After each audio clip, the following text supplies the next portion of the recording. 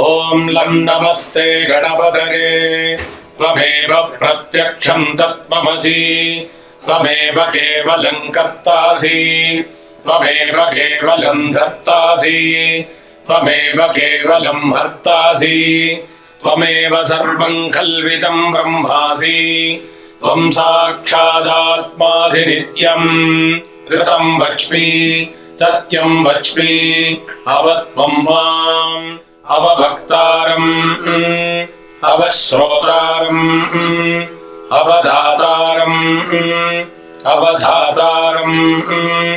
अवानोचारमवशिष्यम् अवपश्चात्तात् अवपुरस्तात् अवोत्तरात्तात् अवदक्षिणात्तात् अवचोर्ध्वात्तात् अवाधरात्